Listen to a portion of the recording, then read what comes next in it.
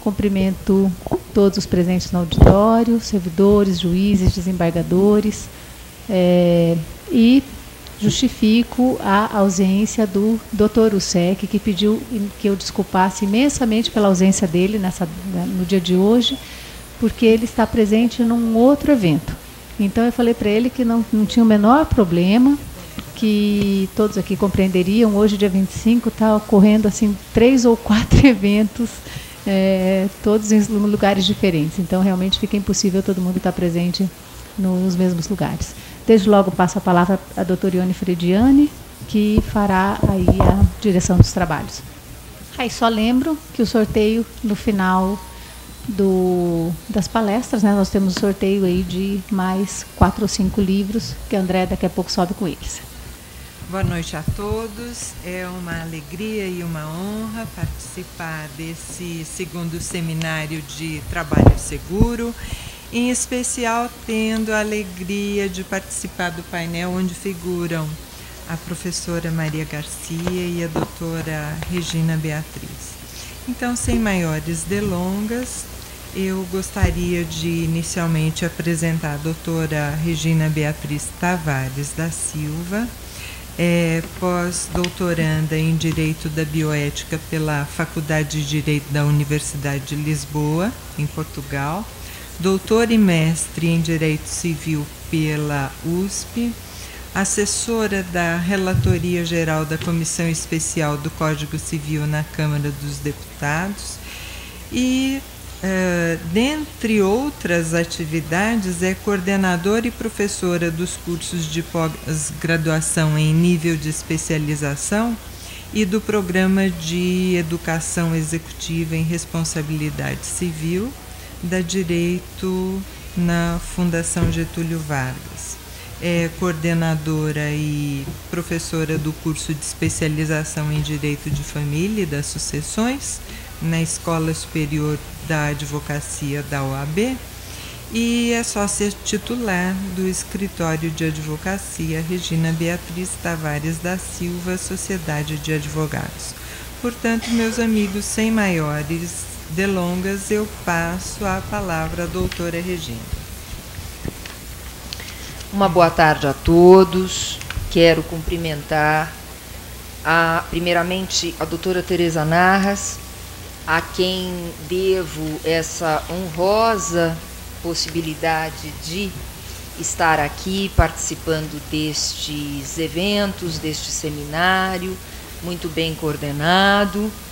Quero cumprimentar a doutora Maria Garcia, minha eterna professora, que sempre admiro e que continua sempre na minha lembrança, na minha memória, independentemente do pouco que nos encontramos. É uma satisfação poder vê-la. A doutora Teresa tenho encontrado muitas vezes, o que é uma enorme satisfação, inclusive na Faculdade de Direito da Universidade de Lisboa. Quero cumprimentar a doutora Ione Frediani, e que acabo de conhecer, né, mas que já foi referida pela doutora Teresa como, né, também uma pessoa brilhante, né? E quero cumprimentar o auditório na pessoa da doutora Silvia, que acabei de conhecer, já conhecia de nome, não conhecia pessoalmente, né? E agradecer o convite, né, para estar aqui mais uma vez. Eu estive neste mesmo auditório logo que o Código Civil de 2002 entrou em vigor em janeiro de 2003 e foi um evento muito agradável. A receptividade, a acolhida, tudo o que me ofereceram de bom, né, naquele evento, eu tenho certeza que se repetirá neste. Estar aqui no Tribunal Regional do Trabalho é sempre uma satisfação enorme. E fui incumbida pela doutora Teresa Narras de falar sobre um tema, que é um tema muito interessante, que é aquele referente à responsabilidade civil e aos pressupostos da responsabilidade civil, assim como em relação aos seus fundamentos. Porque quando se fala em responsabilidade civil, seja na justiça comum, seja na justiça do trabalho, seja na Justiça Federal, muitas dúvidas sempre vêm às nossas mentes. vêm as mentes dos magistrados, vêm as mentes dos professores, vêm as mentes dos advogados. E eu tive o grande prazer, a enorme satisfação e efetivamente o que me capacitou para poder tratar deste tema foi a possibilidade que Deus me deu de ser assistente do professor Carlos Alberto Bittar, falecido professor Bittar, saudoso professor Bittar, o maior especialista em responsabilidade civil do nosso país, que até hoje não foi superado. Tamanho o brilho das suas obras, das suas lições, das suas aulas sobre responsabilidade civil. Como assistente do professor Bittar, ali estive na USP durante mais de 12 anos, trabalhando com ele. E aprendi então a distinguir o que é pressuposto de fundamento. Isto é muito importante. É algo que é primordial para que possamos entender a responsabilidade civil nas mais variadas esferas. Inclusive na esfera do acidente do trabalho, inclusive na esfera da segurança e saúde do servidor público. Quais são os pressupostos da responsabilidade civil e quais são os seus fundamentos? Né? É disso que nós vamos tratar. Mas antes de começar a tratar, nós vamos falar, e se me permitem eu vou mudar para cá, porque eu não me entendo com controles remotos. Eu tenho uma grande dificuldade, são os meus 55 anos de idade que realmente me fazem essa dificuldade com controle. Já com teclado eu vou bem, que era da época da máquina de datilografia, não é, professora? Que era a nossa época, né? Eu adoro um teclado, né? Porque realmente era da época da máquina. Agora controles já são de uma outra geração. Antes de entrarmos nos pressupostos ou fundamentos da responsabilidade civil, precisamos verificar, desculpe, viu? Desculpe pela mudança de câmera, eu sei que isso sempre atrapalha, mas nós temos que tratar ou pelo menos iniciar um pouco a falar sobre a pessoa do servidor público, o seu conceito. Fui buscar na professora Odete Medawar, uma grande amiga, uma jurista que admiro muito, este conceito.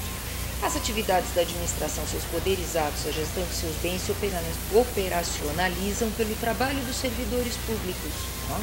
A importância dos servidores públicos neste conceito, ou seja, pelas pessoas que mantêm um vínculo de trabalho com a administração. Cabe aos servidores, primordialmente, fazer a administração funcionar.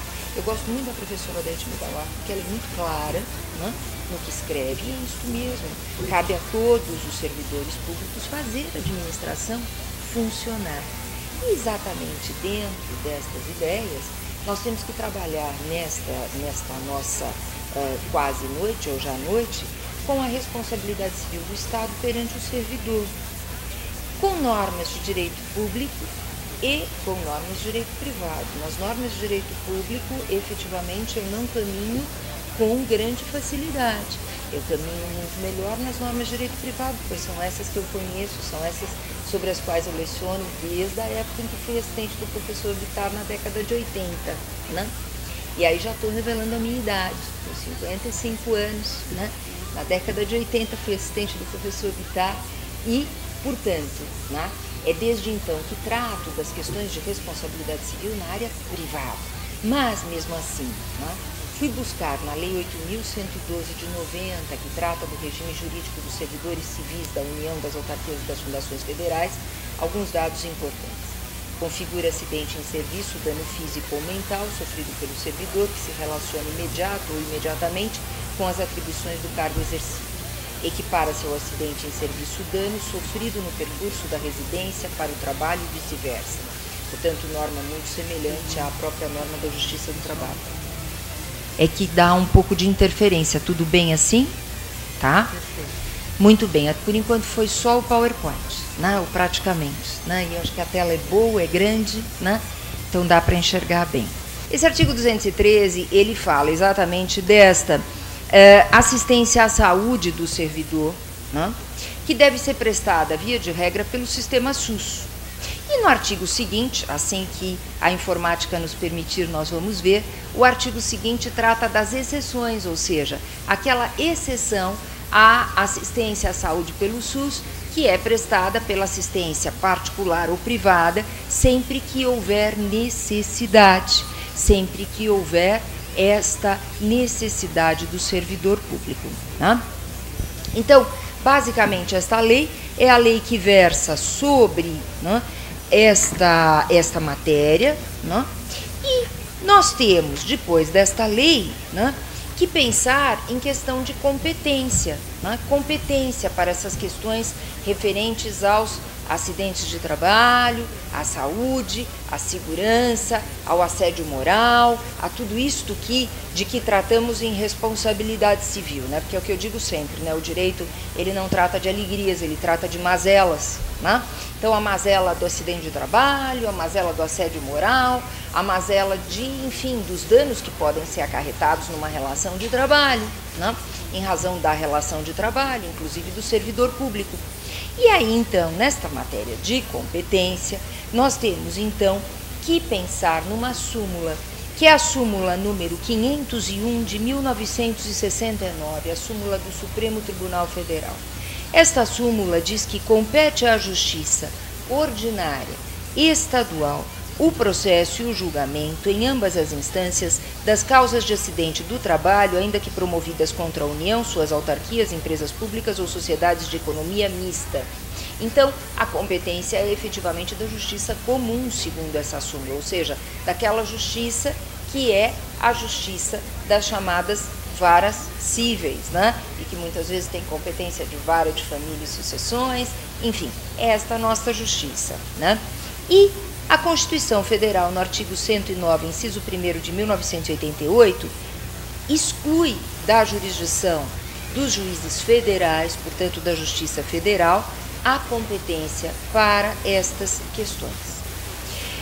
A exclusão da Constituição Federal é exclusivamente as questões referentes aos acidentes de trabalho, mas a exclusão acabou sendo feita pela jurisprudência, de modo que a competência, segundo, né, toda a jurisprudência que eu procurei examinar, inclusive consultando o presidente do TRF3, que é o Dr. Newton De Luca, meu amigo, ao qual tive acesso para perguntar essas dúvidas sobre competência de justiça federal ou de justiça comum, e ele foi taxativo ao dizer: Regina, a dúvida não é só sua, a dúvida é de todos nós.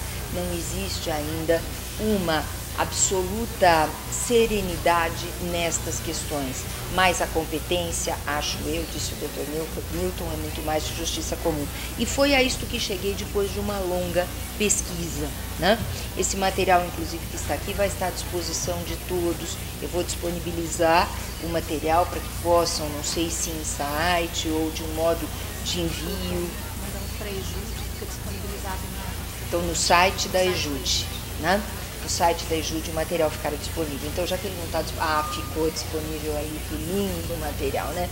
Bom, então eu brinco, viu? Eu brinco muito, né? Ainda mais quando a gente passa por algumas situações complexas que a gente mesmo causa, que é a falta de hábito com o teclado específico. Aí, então, falamos da questão de competência, falamos da justiça comum. Inclusive, a justiça é comum segundo uma ADI, ação direta de inconstitucionalidade, né? Que é a ADI número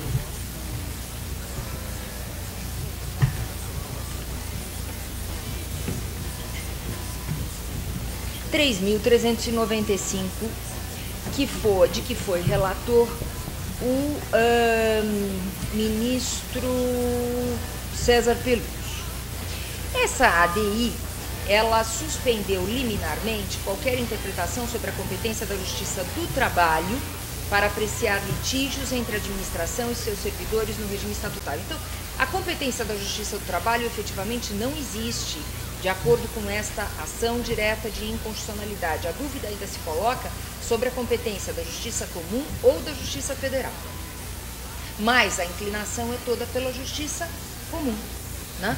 A maior parte dos julgados vão pela justiça comum, em razão daquilo que eu havia comentado, em especial desta súmula, que é a súmula 501 de 1969, anterior à Constituição Federal, mas já que a Constituição foi por esse caminho, né, o que trouxe maior dúvida depois foi essa emenda constitucional 45 de 2004, que veio atribuir competência à Justiça do Trabalho para processar e julgar, como todos aqui sabem com certeza, as ações oriundas da relação de trabalho.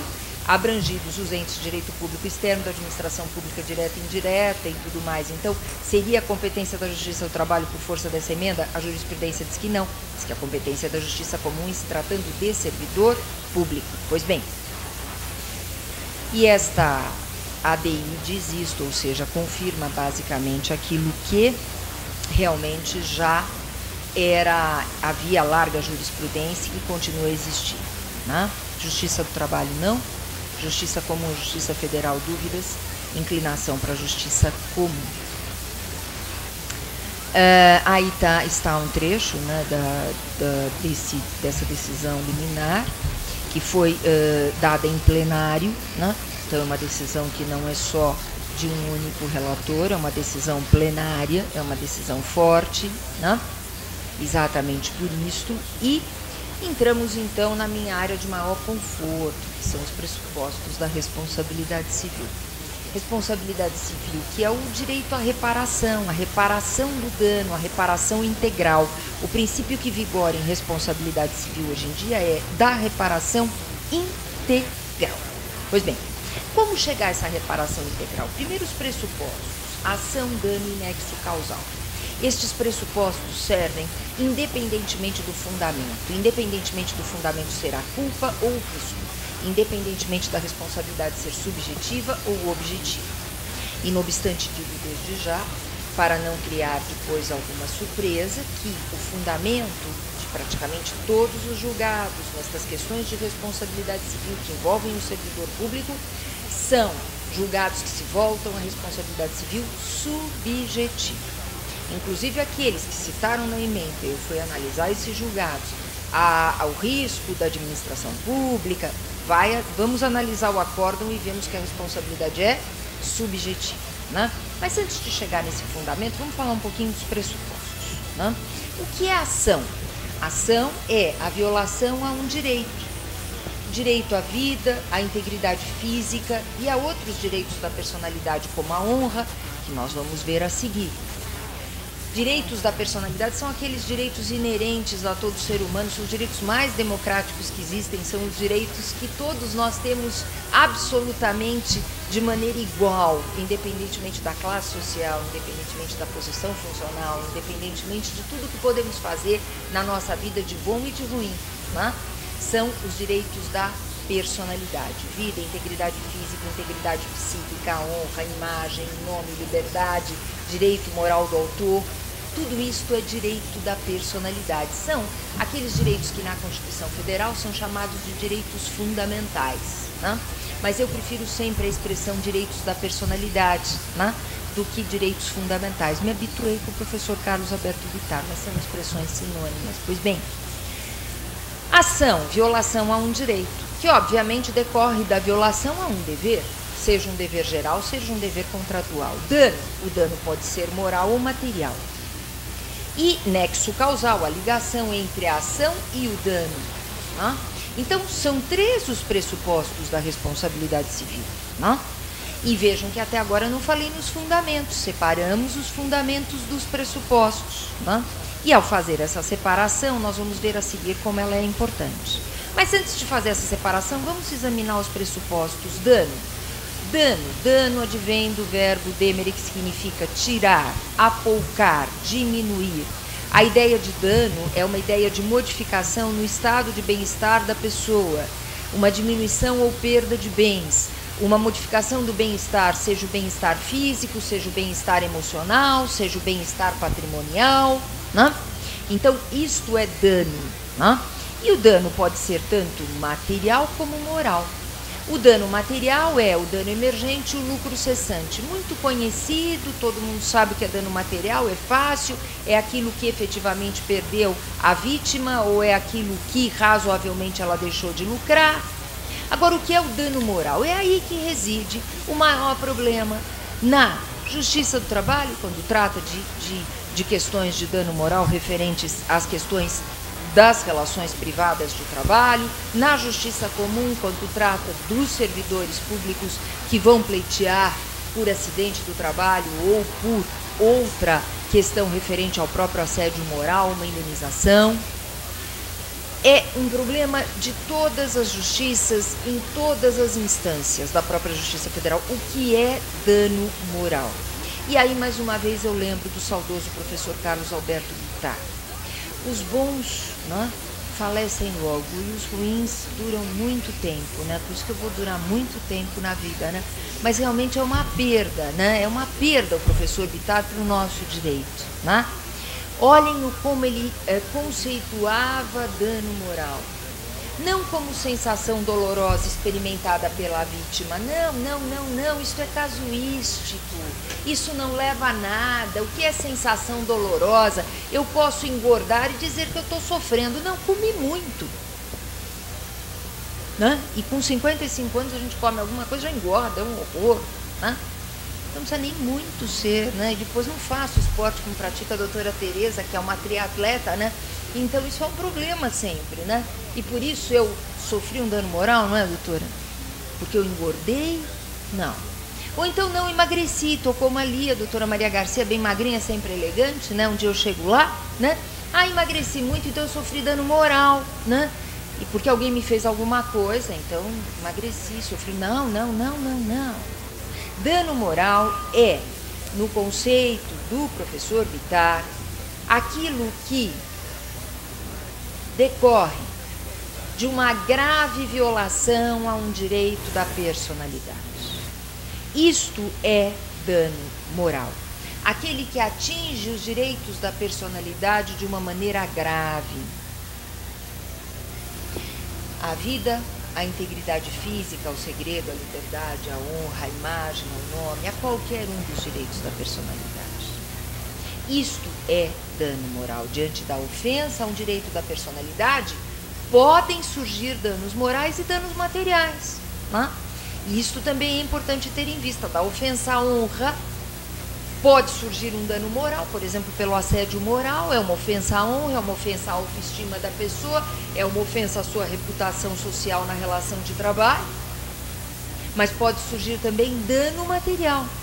Então, nós temos neste conceito do professor Bittar, que é, né, o dano resultante de uma grave ofensa ao direito da personalidade, o grande conceito de dano moral, o conceito que nos dá segurança. Não importa se a pessoa emagreceu ou engordou, não importa se ela está chorando ou está rindo, não importa se ela continua a trabalhar ou se ela parou de trabalhar. Importa é o fato em si. E daí a gente volta à ação.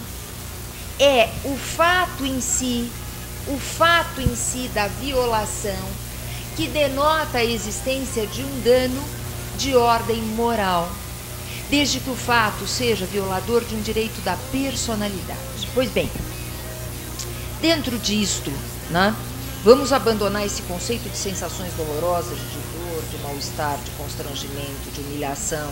Não, isto é casuístico, isto é perigoso, é grave ofensa a um direito da personalidade. Portanto, se há assédio moral propriamente dito, por óbvio que existe dano moral. Não precisa provar que emagreceu, que engordou, que chorou, né? Que ficou em casa, que não foi no teatro no fim de semana. A pessoa pode ir no teatro e ter sofrido um forte dano moral. Por quê? Havendo assédio moral, por óbvio, existe dano moral, não deve haver a menor dúvida, né?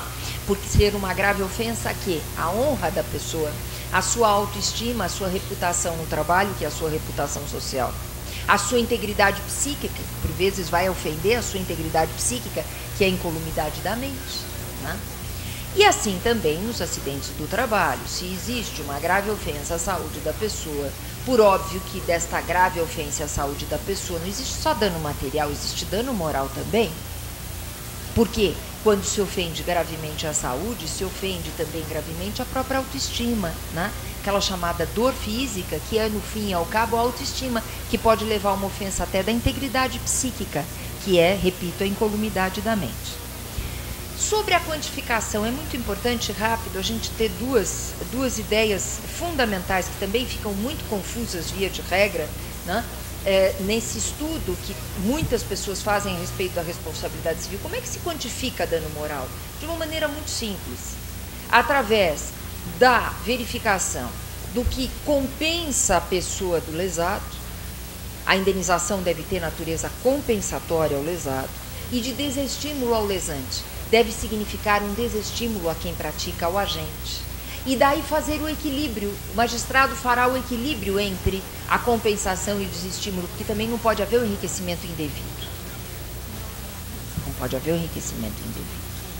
Bem diferente do dano material, cuja indenização tem natureza ou caráter ressarcitório ou de recomposição. Por isso, quando se fala em dano moral, não se pode falar em natureza ressarcitória da indenização. A indenização não ressarce, a indenização não recompõe, a indenização somente compensa e desestimula. Ou, para quem aceita a ideia da natureza punitiva da indenização por dano moral, a indenização pune, né? Desestímulo também foi uma expressão muito bem criada pelo professor Carlos Alberto Bittar, porque há quem diga que em indenização não existe a possibilidade de punição, que punição é para o direito penal. Somente a pena criminal é que pode punir. Eu discordo dessa ideia, mas para não combater, né, um mau combate desnecessário, todo combate desnecessário é um mau combate, porque é desnecessário, leva as nossas forças à toa. Eu uso a expressão do professor Bittar, muito bem escolhida, que é desestímulo ao lesante, né? Fica fácil e ninguém se incomoda com essa expressão. Pois bem,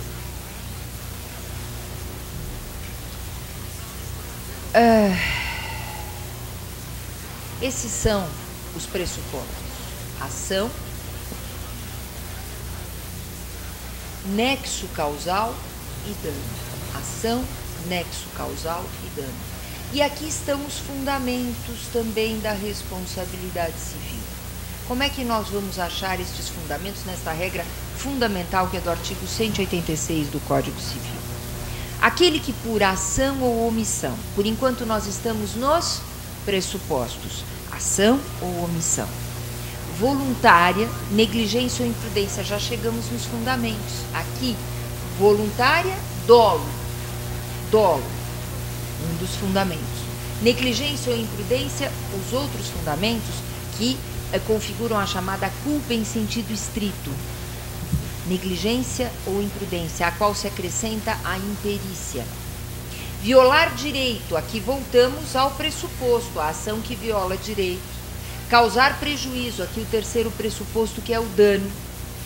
Ainda que exclusivamente moral, as espécies de dano material ou moral, comete ato ilícito, né? Confesso que esse dispositivo poderia ter sido melhor formulado, até para acabar com esta confusão entre pressupostos e fundamentos, porque ele acaba juntando os pressupostos com os fundamentos. Mas esse dispositivo é exatamente aquele do artigo 159 do Código Civil Antigo, ao qual apenas foi acrescentado o dano moral, né? A opção do legislador foi manter aquilo que os juízes aplicam bem, enfim, que nós professores conhecem, vamos manter o código como está de 16, porque o espírito do Código de 2002 foi esse, foi muito bem escolhido esse espírito pelo professor Miguel Reale, outra saudosa pessoa, né, que nós temos sempre aqui em mentes, né? O professor Miguel Reale escolheu, então, esta ideia de trabalhar com o Código Civil Antigo e ir adaptando e trazendo algumas inovações, se não muitas, mas dentro do que estava já consolidado na jurisprudência. É claro, o dano moral já vinha da Constituição de 88, que finalmente colocou uma pá em cima das recusas à indenização pelo dano moral. A Constituição de 88 é o grande diploma legal que veio introduzir o dano moral no nosso direito. O Código Civil apenas o confirmou como deveria fazer. Aí nós temos os fundamentos que eu dizia, portanto, pressupostos, ação, nexo causal e dano, aqui os fundamentos. Primeiro, responsabilidade subjetiva. Responsabilidade subjetiva tem que haver a prova do dolo, da negligência, da imprudência ou da imperícia. Não há responsabilidade subjetiva sem esta prova. Demonstração da vontade do agente de causar o dano ou de sua atuação negligente, imprudente ou imperícia. Por isso que a responsabilidade é chamada subjetiva, porque vai ser buscado num processo judicial, né? Vai ser provado num processo judicial, portanto, perquirida a vontade ou modo de atuação do agente. A vontade, dolo, o modo de atuação, a negligência, a imprudência ou a imperícia. E ao lado do fundamento subjetivo existe o fundamento objetivo, chamada responsabilidade objetiva. Fundamenta-se no risco, não se cogita da vontade ou do modo de atuação do agente. Aqui o que importa é a relação de causalidade entre uma ação lesiva e o dano. A ação ou atividade por si só são aptas para gerar danos. E responsabilidade objetiva surge da ação ligada ao dano. Não importa se houve dolo, se houve negligência, se houve imprudência, se houve imperícia. Não importa, isso não vem ao caso. O que vem ao caso é que houve uma ação e um dano. Como fica, então, a responsabilidade civil em acidentes do trabalho, na segurança e na saúde do servidor público, inclusive em questões de assédio moral? Pois bem, e outra vez, não, eu não vou fazer mais essa bobagem, porque eu já estou até com vergonha, vamos bater aqui, pronto, é aí em cima que eu tenho que teclar. Responsabilidade objetiva, antes de adentrar, né, nisto, nós temos o artigo 927, parágrafo único. Esse é o fundamento legal da responsabilidade objetiva no Código Civil. Isso já foi uma inovação do nosso novo Código Civil. Por quê? A responsabilidade objetiva ela existe tanto nos casos especificados em lei, como quando a atividade normalmente desenvolvida pelo agente acarreta dano. Esta é a inovação, né? A atividade por si só acarreta dano, existe responsabilidade objetiva, né? Será que a atividade estatal por si só gera dano, né? Aí nós teríamos que adentrar na Constituição Federal, que trata da responsabilidade do Estado, né? Mas aqui nós vamos analisar o direito vivo, que é o direito da jurisprudência, né? E na jurisprudência a responsabilidade efetivamente é subjetiva.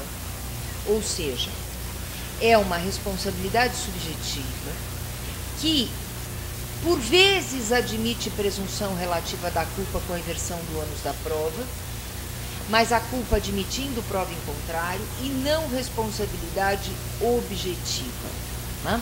É assim que entende a jurisprudência. E, dentro disto, né, nós temos os danos... Alguma coisa para mim do microfone? Não. Tá.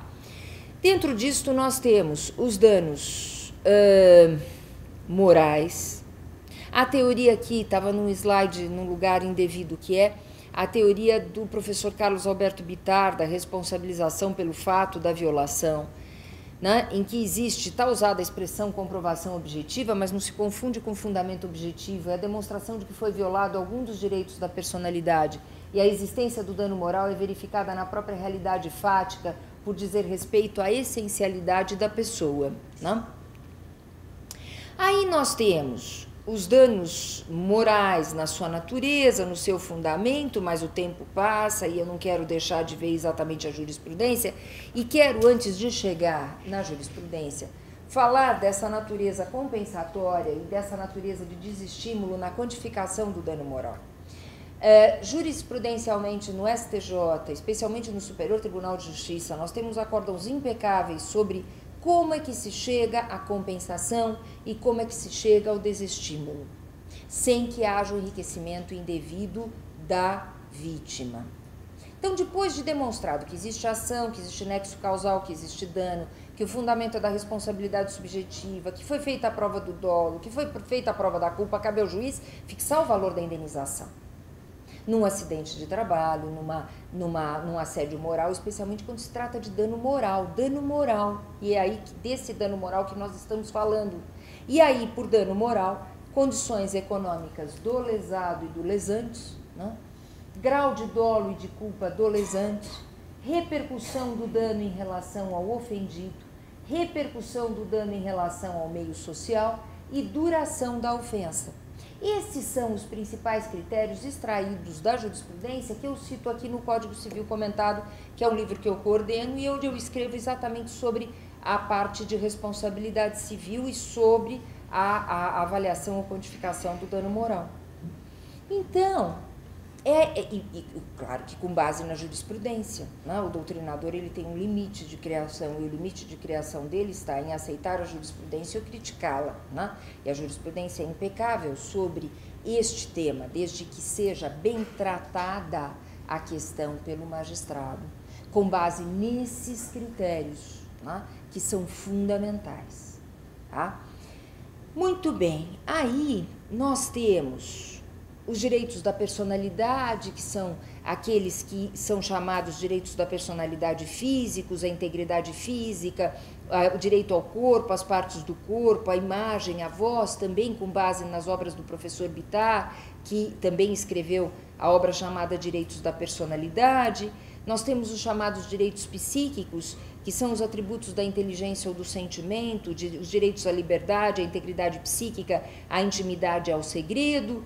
Nós temos os atributos da pessoa em suas projeções ou valorações sociais, que são chamados direitos morais, os direitos à identidade ou nome, a honra, as criações intelectuais, a honra tanto no sentido subjetivo, que é a autoestima, como no sentido objetivo, que é a reputação social.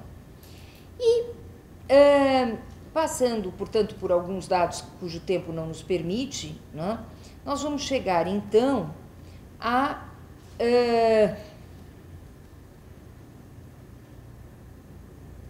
julgados.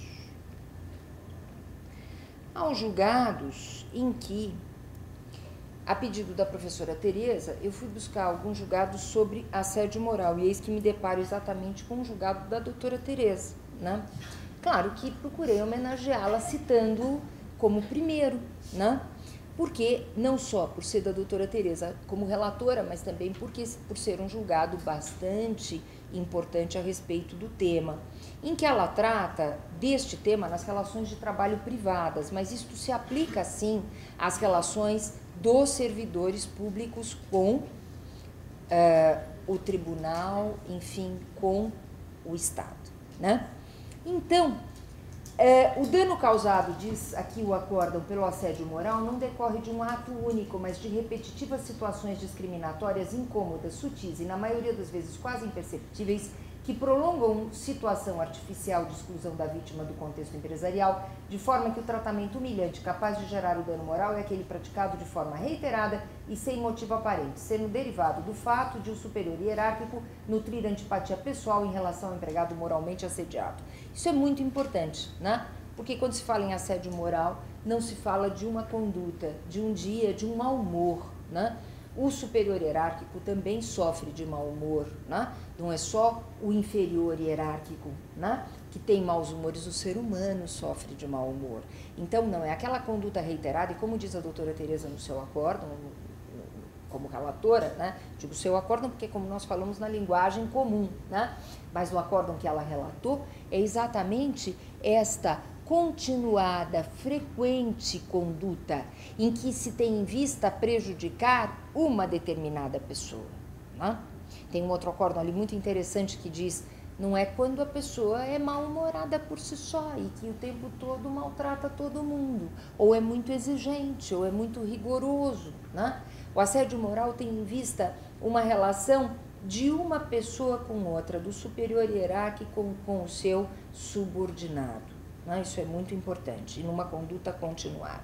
Aí mais um acórdão, agora relatado pelo desembargador Ricardo Verta Ludovici, em que ele diz que assédio moral é a exposição dos trabalhadores e trabalhadoras a situações humilhantes e constrangedoras, repetitivas e prolongadas durante a jornada de trabalho no exercício de suas funções. O assédio moral pressupõe agressão continuada e grave, a ponto de causar perturbação na esfera psíquica do trabalhador, revela também discriminação, pois é especificamente dirigida e concentrada na pessoa daquele indivíduo determinado. Mais um outro acórdão, todos muito recentes, todos, portanto, né, bastante atuais, que diz, relatado pelo desembargador Rui César Publio B. Corrêa, o assédio moral é uma conduta ilícita de forma repetitiva, de natureza psicológica, causando ofensa à dignidade, à personalidade, à integridade do trabalhador, causa humilhação e constrangimento ao trabalhador, implica guerra de nervos contra o trabalhador que é perseguido por alguém. Então, não é contra uma área do serviço público, né? Se todos estão numa determinada serventia, ou seja, num determinado local, são todos maltratados pelo seu superior hierárquico, é porque o superior hierárquico não está bem, está com mau humor, está com problemas, né? Ou então uma pessoa extremamente rigorosa que às vezes pode trabalhar na sua atividade não com tanta delicadeza, não com tanta simpatia. Isso depende muito do perfil da pessoa. É muito importante analisar isso quando se vai verificar se existe ou não assédio moral. Qual é o perfil daquele superior hierárquico? Né? Ele é uma pessoa rigorosa com todos ou ele é rigorosa com um só? Ele é uma pessoa que maltrata, aspas, maltrata, que exige de todos, ou ele exige muito mais daquela outra pessoa ali, exatamente para maltratá-la? Existe o dolo, existe o fundamento, portanto, a vontade deliberada de causar prejuízo ou não? Né?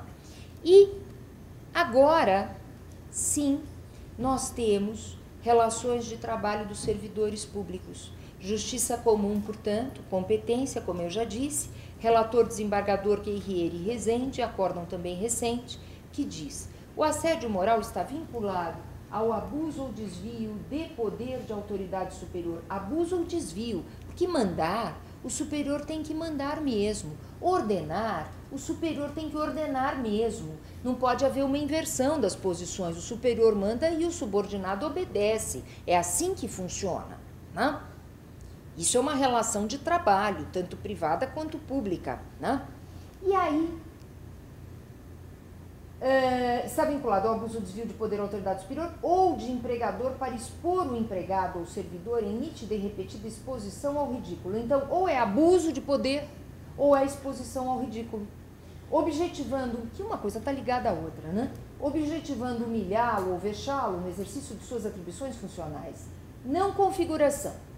A diretora era ríspida com todos os seus subordinados e tratava todos da mesma forma. Não se vislumbra da prova dos autos atitude perversa de seu superior e muito menos de constrangimento pessoal. Era exatamente aquilo que eu dizia, né? Quando o superior hierárquico, ele tem o perfil mandão. Além dele poder mandar, ele é mandão de nascimento, né? Mandão de nascença, né? Nasceu mandão e ele continua mandão, né? Isso não é assédio moral.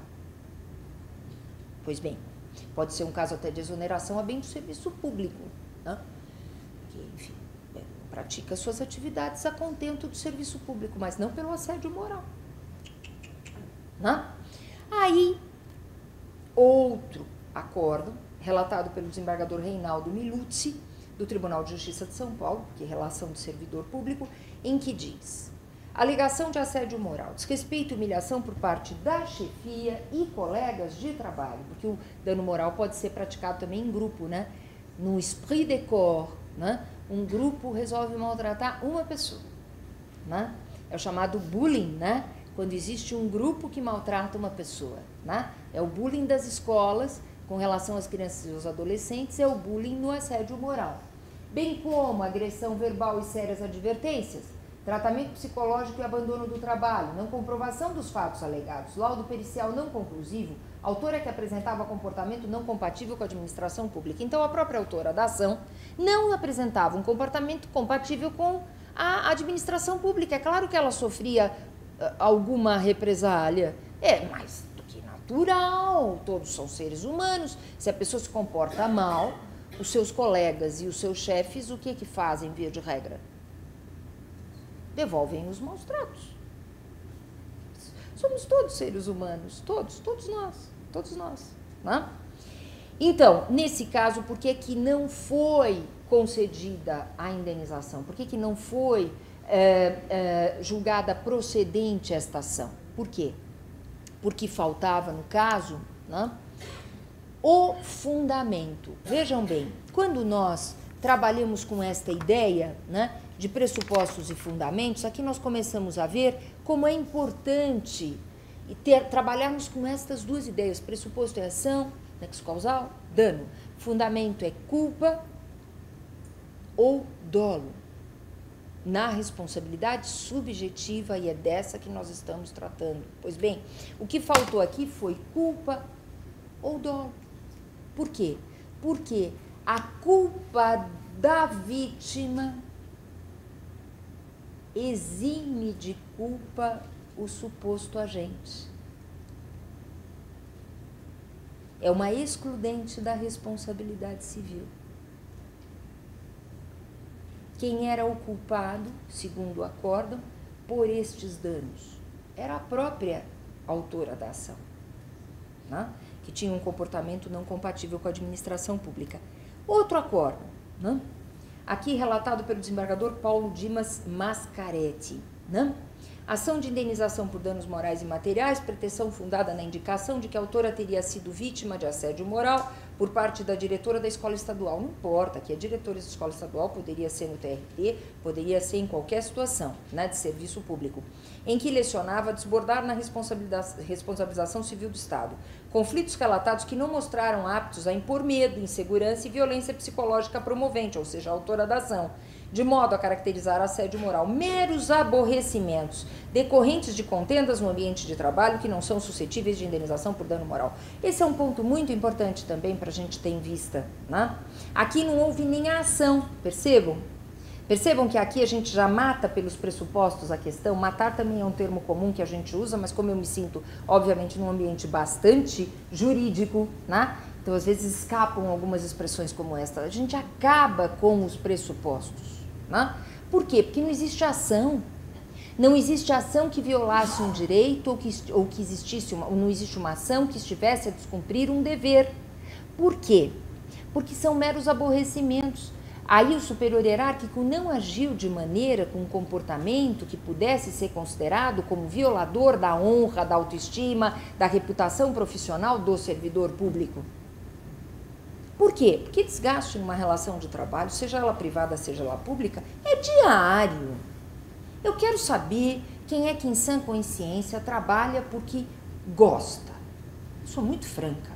Ninguém, todo mundo gostaria de estar na praia, se não no campo, não é verdade? Essa é a realidade humana, né? Eu sou muito chão, eu sou muito pé no chão. A gente trabalha porque precisa e escolhe a melhor profissão dentro do que a gente gosta, e daí a gente passa a gostar da profissão, né? Mas se fosse escolher, quem gostaria aqui de estar na praia, ou no campo, ou, né, trabalhando? Evidente a escolha, né? Então, também por isso, o trabalho gera desgaste, né? O trabalho cansa, trabalho exige esforço, trabalho merece esforço e trabalho cansa. E quando cansa, muitas vezes estressa, e quando estressa, muitas vezes gera contendas, até quando não existe estresse. Isso é natural, isso não é assédio moral, né? Já foram a algum escritório de advocacia?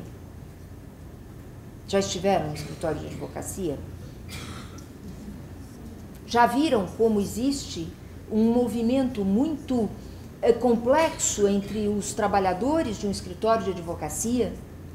Toda hora prazos, toda hora urgências, toda hora medidas, toda hora um cliente reclamando por isso ou mais aquilo. Não é que o serviço não esteja bom, é que o cliente quer para ontem, e nós não somos do tipo que vamos acusar um juiz de direito pela estrutura, meu Deus do céu. É isto, o sistema é este, o sistema processual, seja na justiça comum, seja na justiça do trabalho, é este.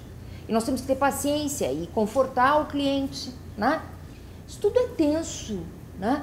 E é claro que existem desentendimentos numa relação de trabalho no escritório de advocacia, que é o que eu vivo todo dia, porque eu advogo, sou titular no escritório de advocacia. Então eu falo da minha experiência, e assim também no serviço público. É claro que existem tensões, né? Não quer dizer que isso daí decorra dano moral. Por quê? Assédio moral igual dano moral. Igual. Para existir assédio moral precisa haver grave violação à autoestima de alguém, ou a sua reputação profissional, ou a sua integridade física, ou a sua integridade psíquica, né? É assim que nós temos que trabalhar com assédio moral nas relações privadas e nas relações também dos servidores públicos. Pois bem, chegamos então ao acórdão do desembargador José Luiz Germano, que vai no mesmo sentido, e agora um acórdão relatado pelo desembargador Ivan Sartori, que é o atual presidente do Tribunal de Justiça de São Paulo. Foi meu colega de graduação, né? Então eu conheço o desembargador há muito tempo, eu conheço a pessoa, então eu sei como é que a pessoa até compreendo melhor o julgado, né? Muito bom a gente conhecer quem julga, né? Que a gente passa a compreender muito melhor o julgado. O julgado tem muito do julgador e ele sempre imparcial, mas tem muito do julgador na forma que ele escreve, nos fundamentos que ele utiliza, em como ele desenvolve o raciocínio do seu acórdão. Nesse acórdão, o desembargador Ivan Sartori considerou que, ementa, responsabilidade civil do Estado, ação indenitária em razão de assédio moral sofrido por funcionária pública municipal no exercício de suas funções. Responsabilidade do município caracterizada, assédio suficientemente comprovado, ainda que em menor proporção do que narrado na exordial. Então, a exordial exagerou, né? Que é o que eu sempre digo para os meus alunos, né? Advogados, não exagerem nunca numa petição inicial, porque exagerar numa petição inicial é colocar uma ação abaixo. Hã? Sempre exageram, continuam exagerando, as pessoas continuam exagerando. Às vezes eu até peco por tentar exagerar um pouco, mas me seguro, né? Que é muito do advogado, né? Exagerar.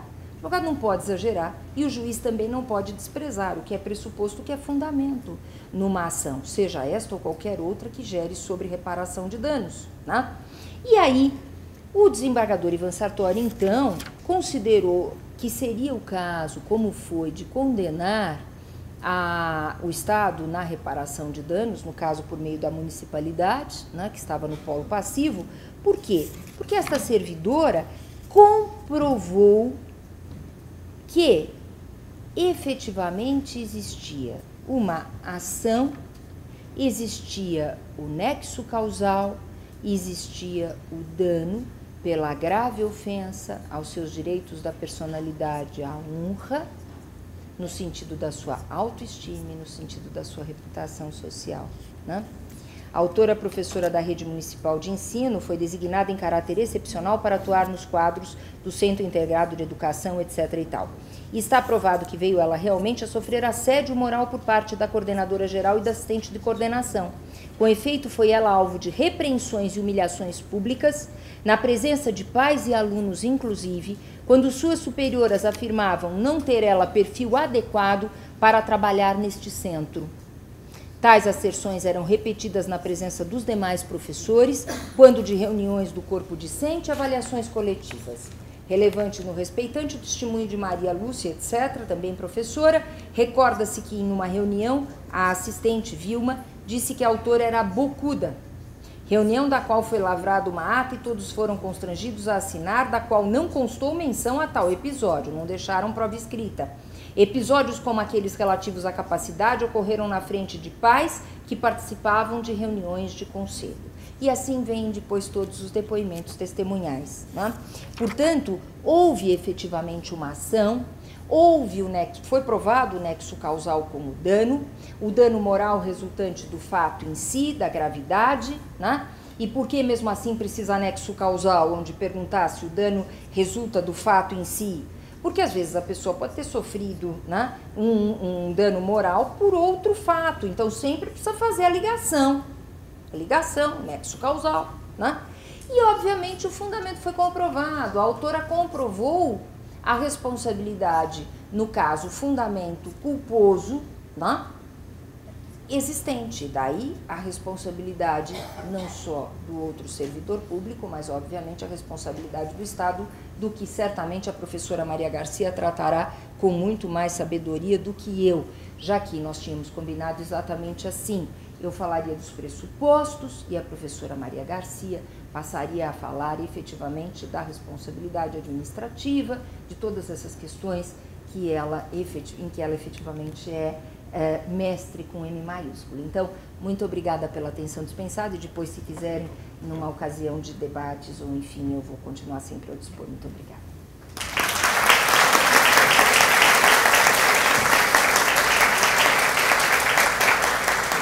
Nossos cumprimentos, professora Regina, pela brilhante palestra, pelos ensinamentos que nos transmitiu. E agora eu apresento a professora Maria Garcia, responsável por... Muito obrigada, muito boa noite a todos. Eu tenho imenso prazer, satisfação e honra de estar aqui neste auditório, nesta entidade, e cumprimento a todos os presentes, as pessoas da doutora Silvia e da doutora Tereza Narras, e a minha querida amiga aqui, comparecendo também. Foi um prazer enorme de vê-la hoje. Não vou dizer minha idade.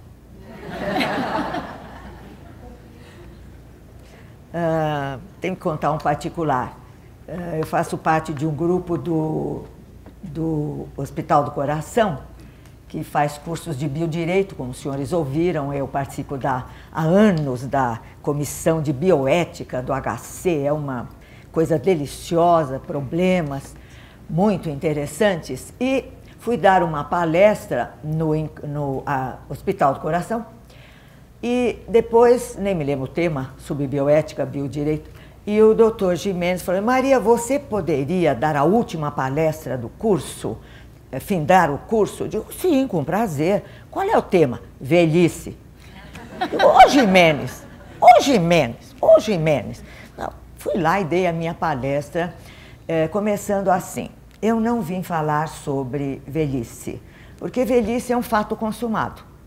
Eu vim falar sobre envelhecer, sobre como falamos amanhecer, como falamos anoitecer, porque é um processo e todos os senhores estão nesse processo. E foi uma delícia. E agora, no dia 10 de novembro, vou ter de falar novamente, no Hospital do Coração, novamente sobre envelhecer. E se vê que então a coisa pegou e eu me sinto muito feliz. Mas com tudo isso não digo idade não. E vamos lá, professora, coisa sua, pode falar, não me implique, não tenho nada a ver com isso. Então, você é muito jovem. Então, queridos, é um grande prazer estar aqui. Bom, eu vou continuar a palestra da professora Regina, porque também vou falar sobre responsabilidade do Estado do ponto de vista da administração pública, do ponto de vista constitucional, mas sempre implicando os servidores públicos, sempre sob esse enfoque dos servidores públicos, que foi a preocupação da doutora Tereza quando nos fez este honroso convite. Então, nós vimos aqui os pressupostos da responsabilidade do Estado. O Estado inclinado para os seus servidores. A Constituição cuida da responsabilidade do Estado e ela cuida, no artigo 37 e seguintes, do ponto de vista da administração pública. O que é administração pública? O que estamos fazendo aqui, o que os senhores fazem aqui? Somos servidores públicos. Eu sou procuradora aposentada do Estado, portanto, servidora pública. É a função administrativa do Estado.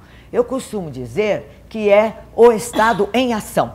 Quando o Estado age, ele é administração pública, da qual todos fazemos parte num primeiro momento. E o artigo 37, ele cuida dos princípios vetores da atividade executiva do Estado, em qualquer dos poderes. É bom enunciar esses princípios, porque todos temos o dever de sabê-los. A administração pública direta e indireta de qualquer dos poderes da União, dos Estados, do Distrito Federal e dos municípios,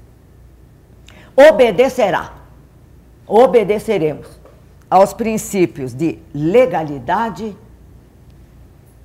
o governo da lei e não dos homens, da impessoalidade, da moralidade, publicidade e eficiência. E depois determina uma porção de outras coisas mais. É a primeira vez que a moralidade entra na Constituição expressamente. A moralidade pública, ela sempre esteve na Constituição, mas não expressamente. De modo que agora ela está de maneira expressa. E nós temos de prestar muito atenção nisso, nós, servidores públicos. O parágrafo 6º do artigo 37 dispõe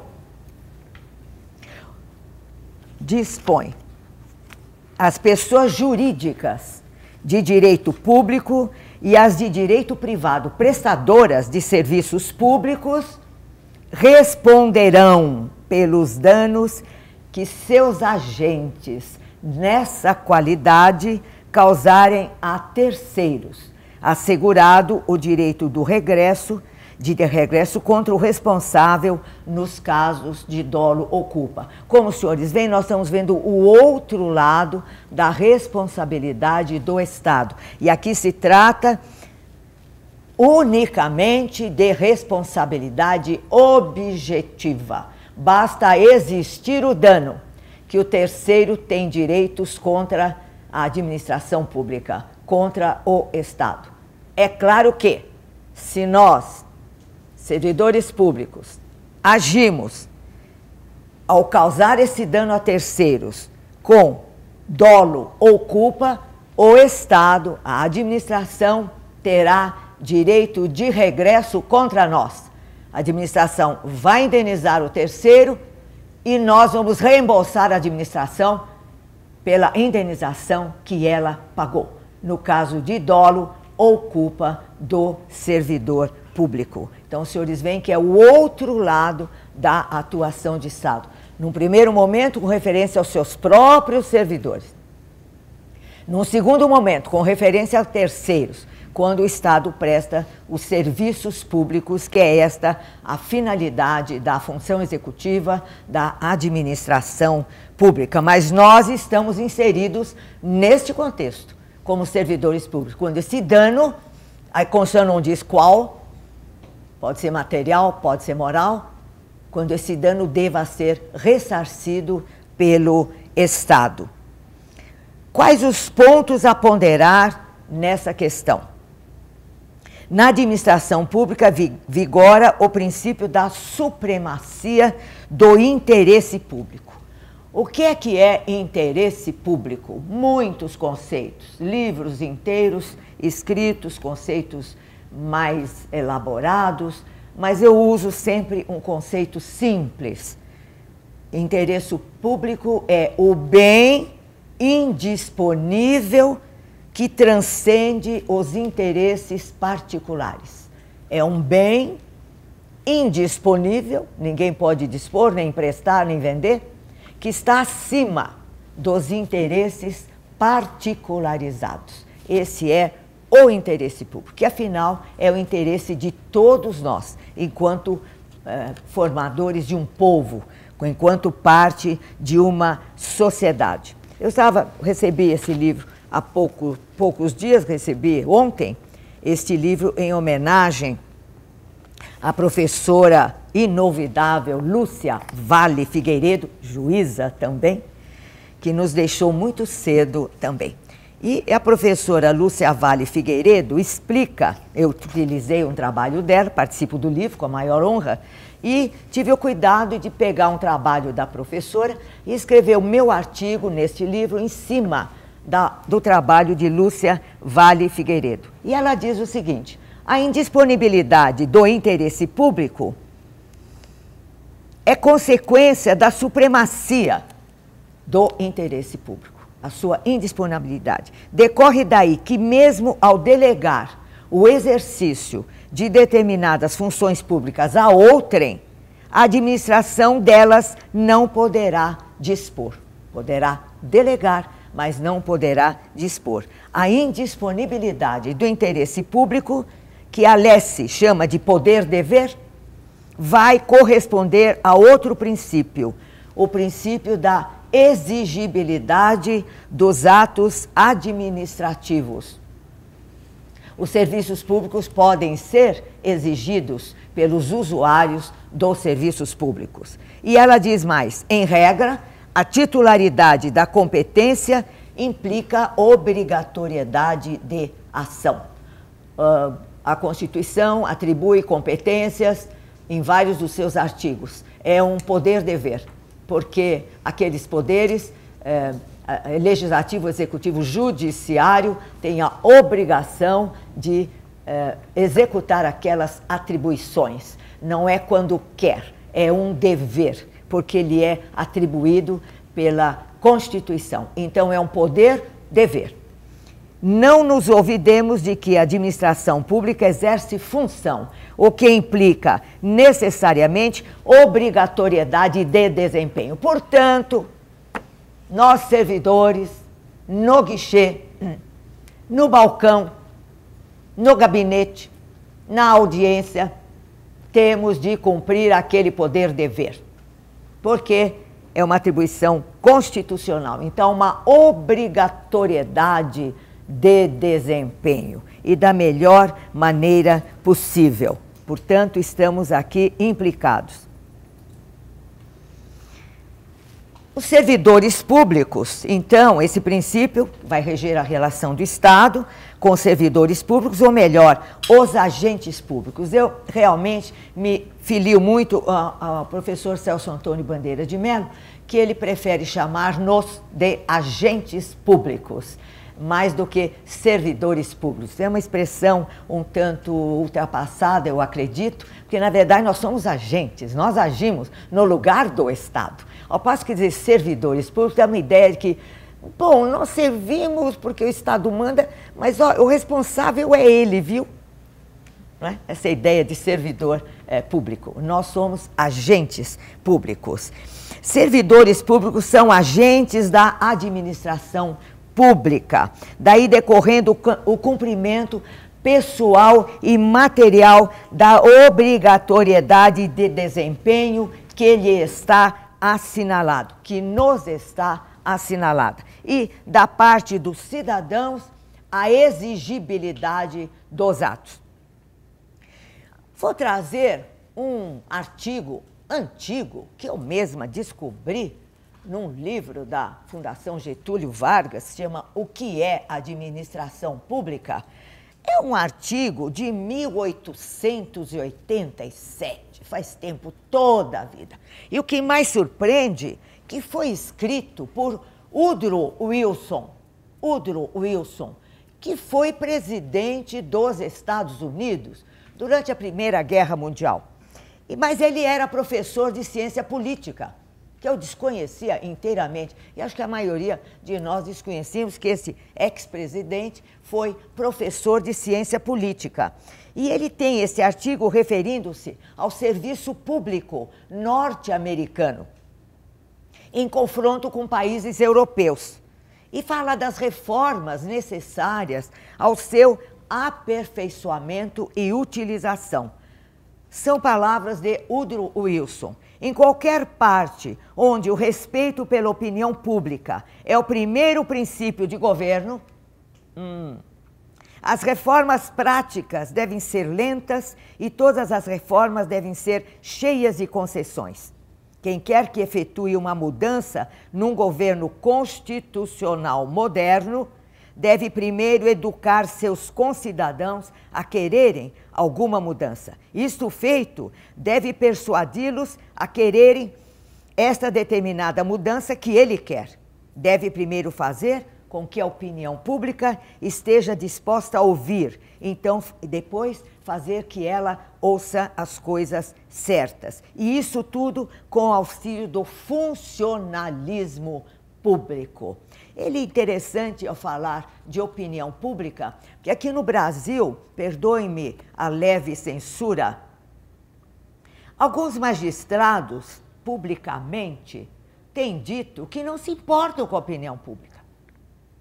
Eu fico admirada, muito admirada, porque, segundo o filósofo alemão Jürgen Habermas, que ainda vive, opinião pública é fundamental de ser ouvida e ponderada. Não precisa ser seguida, mas precisa ser ouvida e ponderada. E o Habermas diz que para haver opinião pública tem de haver dois pressupostos. Professora Regina, ensinando-nos aqui os pressupostos e os fundamentos. Informação e educação.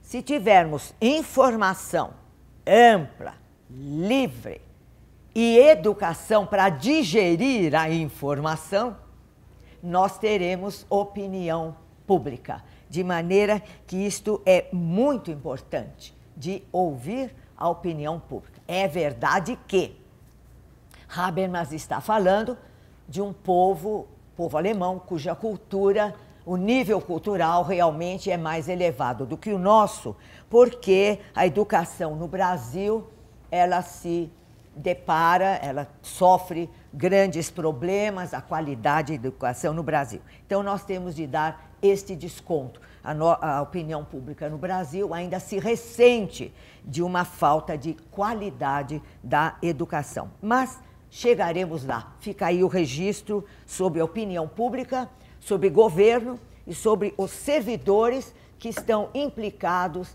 nesta questão das mudanças governamentais e de ouvir a opinião pública. Mas, diz o Woodrow Wilson, o campo da administração é um campo de atividades apolíticas. Apolíticas. As questões administrativas não são questões políticas. Embora a política determine as tarefas que a administração deva executar, não se deve tolerar que a política, maneje as suas repartições. Isto tem a ver conosco. Isto tem a ver conosco.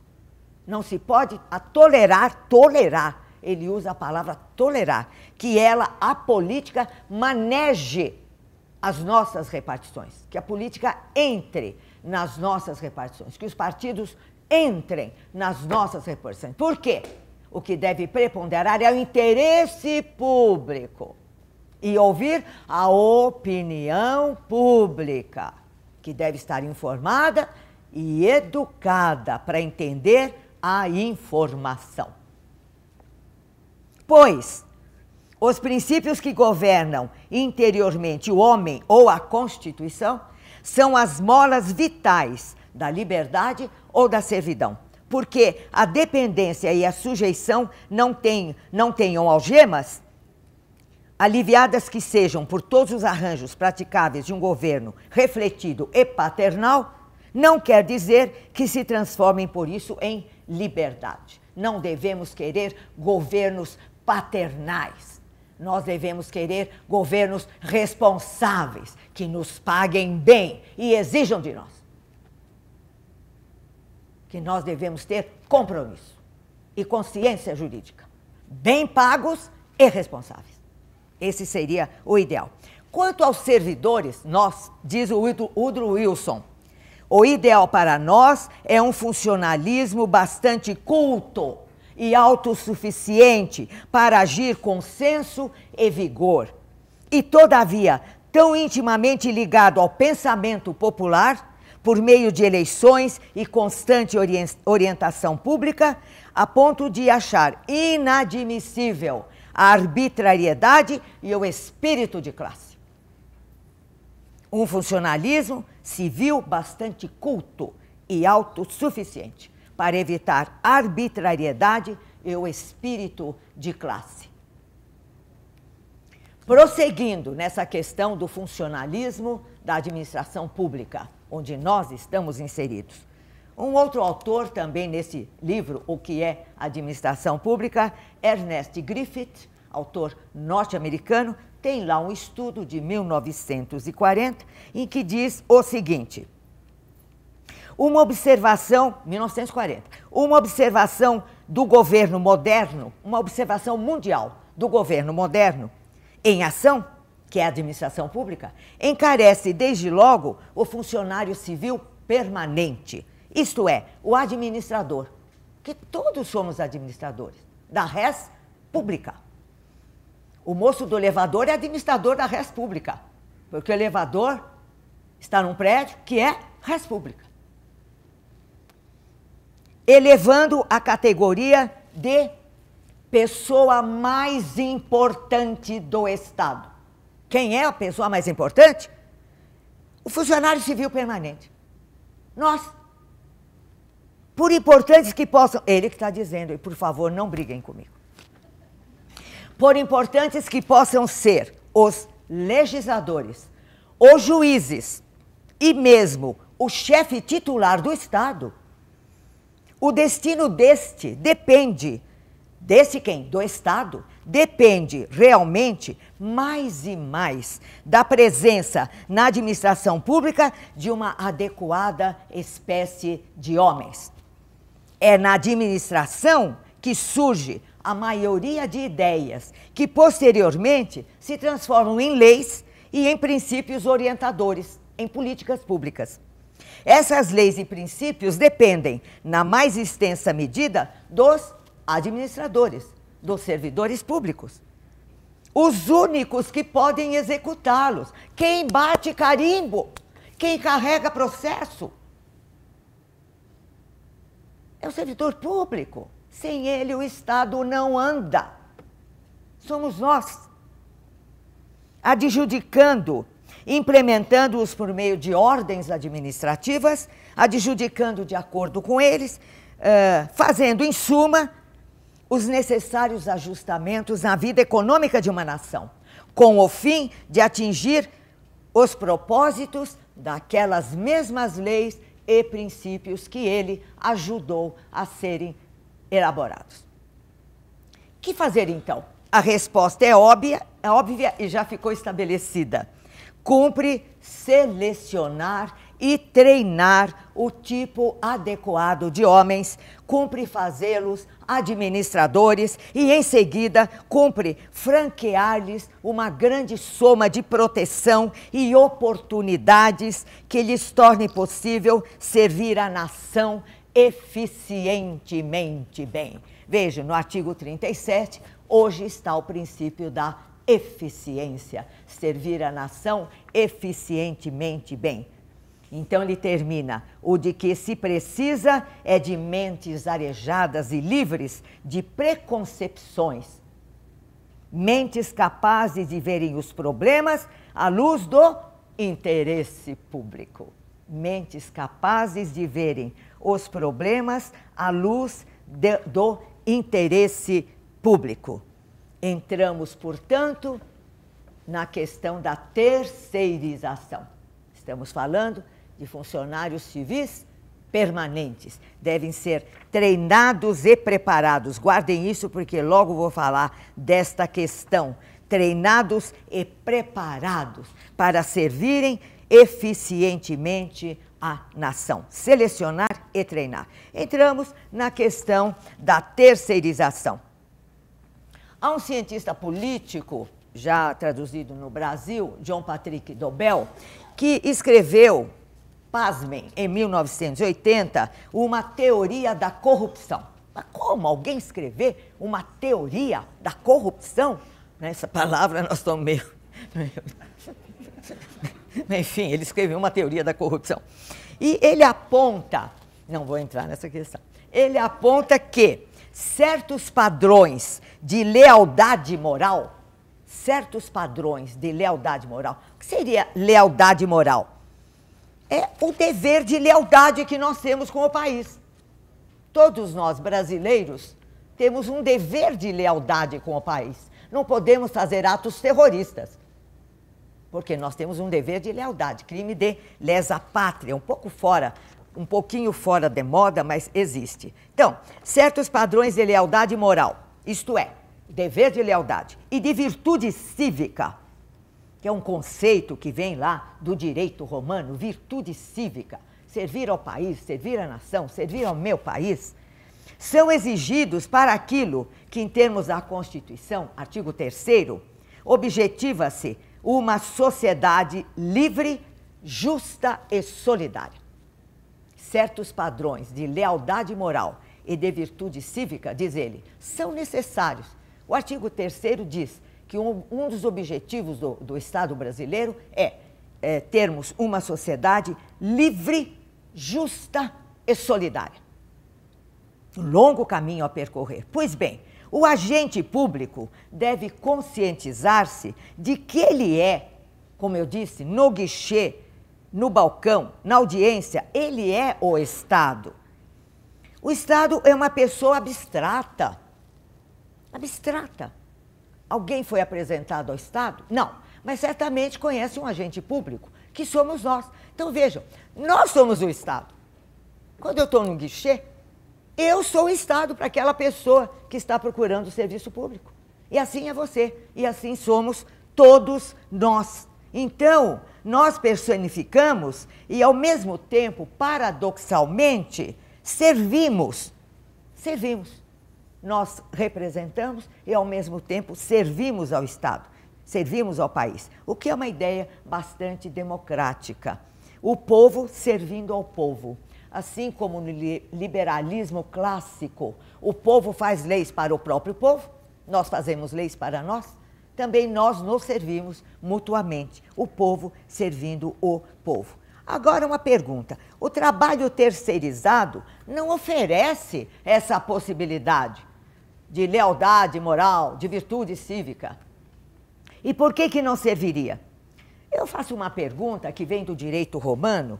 Eu tive a sorte de estudar latim, porque quem estuda latim conhece melhor o português, e o direito está cheio de frases em latim, e aí fica difícil para o estudante hoje em dia.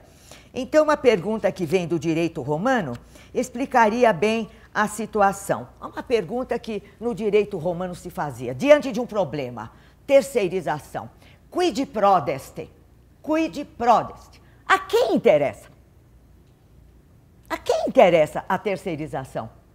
Certamente não interessa ao trabalhador. Ao trabalhador não interessa.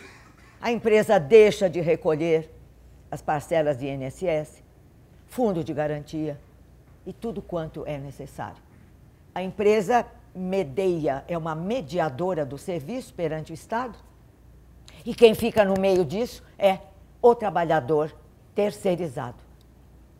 Certamente não é ele que aproveita esta relação, que eu digo meio promíscua, me perdoem, do Estado com estas empresas. Porque a quem interessa serviço terceirizado? Eu servi o Estado tantos anos, nem se falava disso, porque certamente que não os trabalhadores.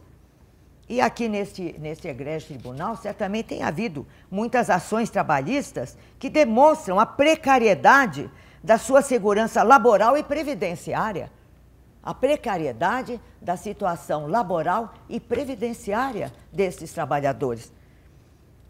Sabe-se por estudiosos como o professor José Pastore, Roberto Macedo, Eliana Macedo, professora da GV, escreve no Estadão, leiam Eliana Macedo, leiam José Pastore, leiam Roberto Macedo. Se já não leem, vocês vão ficar sabendo de muita coisa. Apenas para lembrar estes nomes, o peso da folha de pagamento, que não vou adentrar, importa efetivamente na situação do servidor terceirizado e do Estado. A situação é a seguinte, o Estado necessita desses trabalhadores e abre concurso, que é a melhor forma, a mais sadia, a mais democrática, a mais impregnada de moralidade que pode haver, ou então estará havendo uma distorção de interesses, que é o interesse público. Será que é do interesse público que estes trabalhadores se vejam neste tipo de situação? Parece-me que não. Nem pode ser objetivo do Estado, porque o objetivo do Estado é o bem comum de um povo, situado num determinado território. Este é o conceito de Dalmo Dallari que eu adoto. O Estado existe para realizar o bem comum, que é a plena realização da personalidade. Conforme disse a professora Regina, o que é o bem comum? É o conjunto de condições sociais que permitam e estimulem o desenvolvimento integral da personalidade humana. Imagine de quem é este conceito. Papa João 23. Temos? O Dalmo Dallari adota o conceito do Papa João 23. Pouca gente aqui lembra, é mais ou menos do meu tempo, que veio com o ecumenismo. O padre João 23, o Papa, por favor, um breve parênteses, porque eu não posso deixar de falar sempre isso. O Papa João 23 era bem idoso e filho de camponeses, era um ilustre ignorante. Considerando, por favor, outros papas como Pio XII, que era um cientista, um filósofo extraordinário, um sábio. Então, ele era idoso e filho de camponeses. Estava naquela coisa de eleger o Papa, vocês sabem muito bem, assistiram o filme, acredito, né? Pouco tempo, se não assistiram, assistam. Então, eu acho que pensaram assim, vamos eleger este, porque ele já está velhinho, ele não vai dar muito trabalho, porque é filho de camponeses, e depois, em outra oportunidade, a gente elege outro, porque não chegavam a uma conclusão. Imagino eu, com todo o respeito, porque eu sou uma pessoa religiosa. Bom, elegem João 23. Nunca imaginaram o trabalho que ele ia dar. Ele fugia do Vaticano e ia visitar os presos. Ele conversava com gente na rua. Ele gostava de conversar com pessoas. Naquele palácio isolado o tempo todo. E lançou o ecumenismo, o Vaticano I. Quer dizer, fez o maior barulho que pôde fazer. Teve uma vida mais ou menos curta, mas é inesquecível. E o conceito dele de bem comum é extraordinário.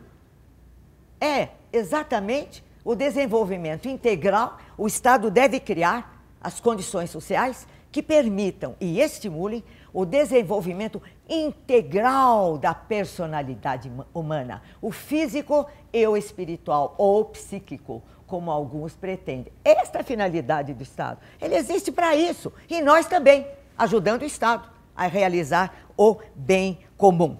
Feito este parênteses, me perdoem, porque é inevitável eu falar de João 23, a terceirização. O Estado necessita, abre concurso e contrata essas pessoas, ou então ele não está precisando, ou então alguma coisa aí que não é o interesse público está em jogo. E isso precisa ser esclarecido. Está na hora de esclarecer essas situações precárias de brasileiros ou estrangeiros trabalhadores, numa situação, vou repetir, absolutamente precária do ponto de vista laboral e do ponto de vista previdenciário.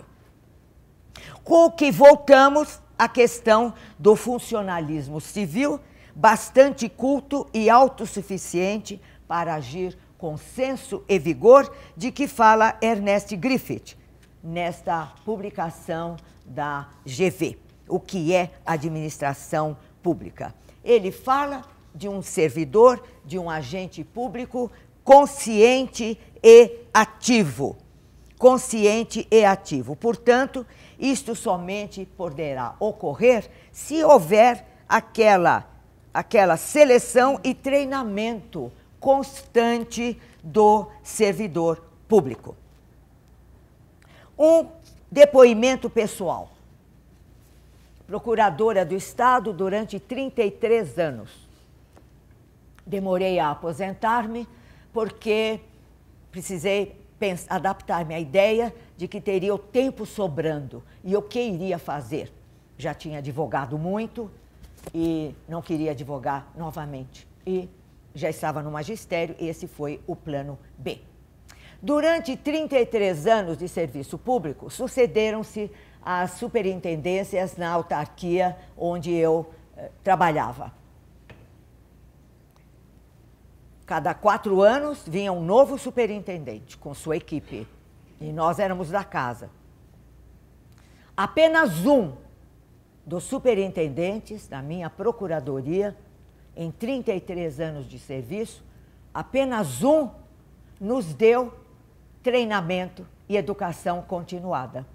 Porque ele era administrador público, não era político que foi nomeado para administrar a autarquia. Nada contra, evidentemente. Mas era um administrador público. A função dele era administrar. Dr. Fernando Ribeiro Doval. Durante este período em que ele geriu o nosso instituto, proporcionou-nos vários cursos. Um deles, só para dar uma ideia, nós fomos levados a Águas de Lindóia, durante uma semana, tudo free. E muitos de nós pensávamos que íamos passar uns dias em Águas de Lindóia. Coisa boa, uma semana, Águas de Lindóia, sem trabalhar, professora Regina. Mas era, hein? Das 8 às 18. Professores da GV.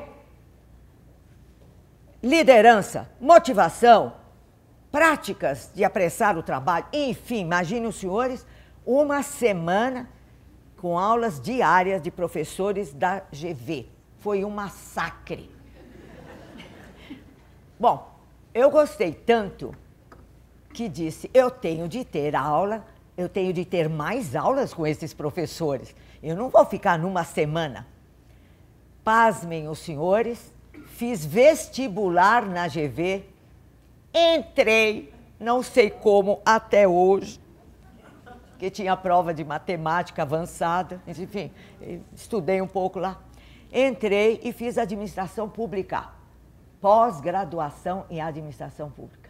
Tive o prazer de ter mais aulas, conhecer outros autores, que hoje levo para os meus alunos de direito constitucional. Autores que eu nunca tinha conhecido, graças àquela semana que o superintendente nos ofereceu lá em Águas de Lindóia, aprendendo a melhorarmos, a ser melhores servidores públicos, treinados, educação continuada. A Constituição fala disso. No artigo 39, parágrafo 2º, a Constituição fala alguma coisa parecida. Diz o seguinte: haverá escolas de governo. A União, os Estados e o Distrito Federal manterão escolas de governo para a formação e o aperfeiçoamento dos servidores públicos, constituindo-se a participação nos cursos um dos requisitos para a promoção na carreira, facultada para isso a celebração de convênios ou contratos entre os entes federados. União, Estado e Distrito Federal. Os municípios não estão aqui. Vejam, treinamento intensivo, escola de governo e treinamento intensivo em relações humanas. Isso é o que nos falta. A professora Regina tratou brilhantemente dessa questão. As relações humanas nas repartições públicas. Não é? O dano moral alegado, diz a professora Tereza Nar, qualquer um alega, olhou de lado, já é dano moral. Não é? Infelizmente, os juízes estão aí para segurar esses exageros das pessoas. Então, escola de governo e treinamento intensivo em relações humanas. Isto dentro da repartição, dentro do horário de trabalho. Como? Bom, eu fiz GV e falei com o doutor Fernando. Doutor Fernando, não podia dar aqui dentro uns cursos simples de um mês para os funcionários, grupos de funcionários, para transmitir aquilo que eu aprendi na Fundação Getúlio Vargas? Ótimo! Elabore um plano de trabalho. Então, elaborei 2 aulas semanais pela manhã, turmas de funcionários deixavam a sua sessão, vinham com o caderninho, com a caneta, para assistir aula durante um mês. Foi uma coisa extraordinária. Eu guardei as listas de presença, os senhores acreditem? Quase 600 funcionários passaram por minhas aulas de administração pública, relações humanas, motivação, liderança. Foi uma coisa extraordinária. Bom, mudou a superintendência. Acreditem se quiserem. O superintendente, o novo, chamou-me lá no gabinete, que era lá embaixo. Lá fui eu. Eu soube que a senhora dá umas aulas aqui para o... Tudo free, hein? Por favor, não vão... A senhora dá umas aulas aqui para o funcionalismo. Eu disse, com efeito, são aulas aquilo, resumo, aquilo mais importante do que eu aprendi na Getúlio Vargas, tal, etc. Ainda estava fazendo Getúlio Vargas, o curso de mestrado. Pois bem, olha, eu não sou contra, mas durante o expediente não. O senhor vai me perdoar. Fora do expediente, nem eu estou disponível para dar essas aulas, porque eu faço pós-graduação na PUC e já estou dando aula também. Aliás, se o senhor me permite, é parte da psicologia da coisa que a aula seja durante o expediente. Porque para o funcionário é uma delícia ele parar o expediente 2 vezes por semana, só de manhã, e ir para a aula dele. Eles faziam fuxiquinho um com o outro. Eu vou para a aula. Aí vinham me perguntar, doutora, chamando de doutora, doutora, quando vai chegar a minha vez? Todo mundo alvoroçado, porque a gente se divertia também na aula. Verdade seja dita, as matérias muito bonitas, muito interessantes de relações humanas na administração pública. Então, vejam, é uma coisa que eu quero deixar, que é a necessidade de selecionar e treinar. Educação continuada, relações humanas, o proveito que isso vem é uma coisa extraordinária. Já aposentada, durante algum tempo eu frequentei a minha procuradoria, ia buscar um documento, enfim, sempre a gente tem o que tratar, não é? E encontrava os funcionários que tinham feito o curso. Doutora, quando que a gente vai ter uma continuação? Sinto muito, eu estou aposentada, mas foi algo que me sensibiliza até hoje. Sabe por quê? Porque eles receberam atenção. O funcionário entra, faz concurso, entra, joga numa sessão e acabou. Acabou. Ele não é mais tratado como uma pessoa que ainda pode e deve aprender coisas novas que lhe são devidas, direito à educação. E ficam essas carreiras tristes, porque não tem chance. Ah, não, pode estudar. Claro que pode estudar. Claro que pode. Mas exatamente o tempero da coisa, a psicologia da coisa, é que o próprio Estado, a própria administração, propicia essa educação. Essa forma de se relacionar numa repartição e saber, afinal, o que você está fazendo aí. E que você é o Estado. Porque é uma pessoa abstrata, ninguém foi apresentado ao Estado. O Estado é você. O Estado somos nós. Vou terminar com uma página extraordinária de um professor da USP, professor Sampaio Dória. Não foi meu professor, infelizmente, quando eu entrei ele já tinha falecido, mas ele deixou os comentários à Constituição de 1946, comentários que, apesar de serem da Constituição de 1946, são muito atuais, em boa parte. São 6 volumes, eu comprei no sebo, porque não tive esse professor na época, e ele tem uma página memorável sobre educação. E eu gostaria de terminar lendo esta página do professor Sampaio Dória, professor de Direito Constitucional da USP há muito tempo atrás. A educação, base da democracia. 2 são as formas extremas dos regimes políticos.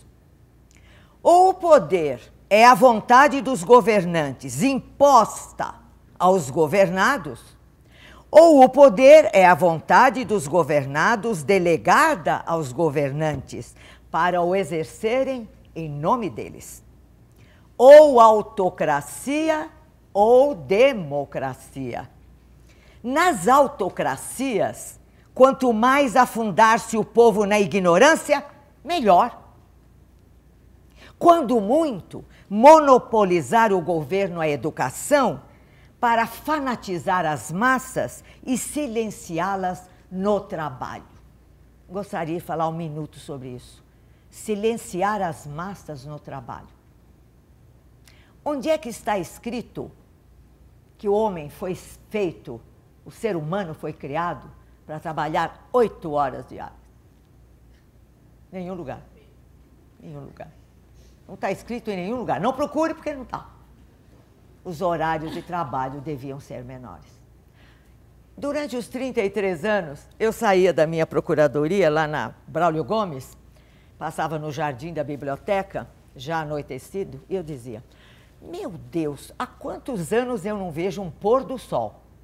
E se é uma coisa bonita de se ver, é o pôr do sol. Experimente. Foi feito para nós, o pôr do sol, ou o amanhecer. Então, Sampaio Dória, quando muito, monopolizar o governo à educação para fanatizar as massas na sua ideologia e silenciá-las no trabalho. Nas democracias, quanto mais educado o povo na escola da liberdade, melhor. Quando muito, intervenha o Estado para suprir as deficiências individuais em educação.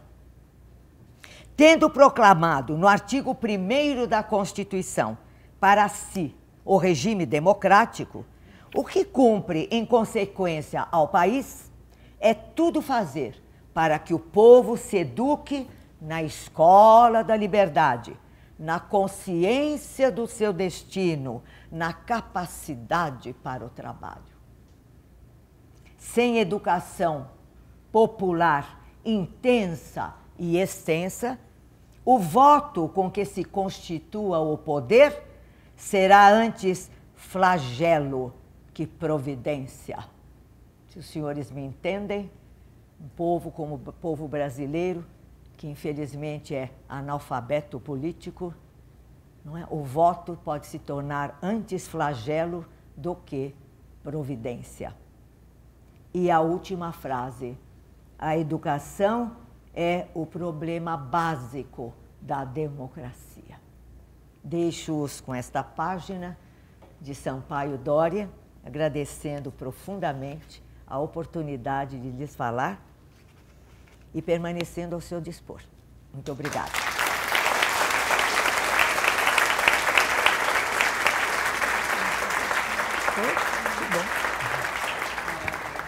Considerando então o adiantado da hora, cumpre-me agradecer mais uma vez a presença da professora Maria Garcia, da professora Regina, cumprimentá-las pelas brilhantes palestras. Todos nós saímos hoje enriquecidos com essas considerações já incorporadas ao nosso patrimônio intelectual. E cumprimentar mais uma vez doutora Silvia Debonaldi, doutora Tereza Nas e os demais membros da equipe que integram a Comissão do Trabalho Seguro pela importante atividade que vem desenvolvendo na educação dos magistrados, dos servidores, dos aposentados. E passo então a palavra para o sorteio dos livros. Bom, antes de fazer o sorteio, eu quero agradecer a doutora Ione, que é uma grande amiga. E independente de ser uma desembargadora aposentada, mas que tanto na sua passagem pelo tribunal, como posteriormente, né, depois que saiu do tribunal, ela continua acrescentando ainda para todos nós, inclusive como membro da Academia Brasileira, né, que tem promovido aí cursos riquíssimos com relação à discussão do direito do trabalho. Agradeço mais uma vez a professora Maria Garcia, minha eterna professora. Ela sabe que quanto eu gosto das aulas dela, né? Vira e mexe, eu estou lá na PUC assistindo às aulas dela, apesar de eu ter deixado a PUC há muito tempo. E a professora Regina Beatriz, que eu muito admiro também, eu já conhecia muito de nome, e esse ano tivemos a oportunidade de nos encontrar pessoalmente, e agora, enfim, podemos desenvolver alguns trabalhos em conjunto. Só não esqueçam, terça-feira é o nosso último dia no nosso encontro, e só para lembrar, o tema vai ser basicamente Previdência e Assistência Social, professor Carlos Henrique, que já tem dado diversas aulas aqui na Escola da Magistratura, e a professora Lilian Castro, que vão abordar o tema no dia 30, nesse mesmo auditório. Boa noite a todos. Boa noite, obrigada.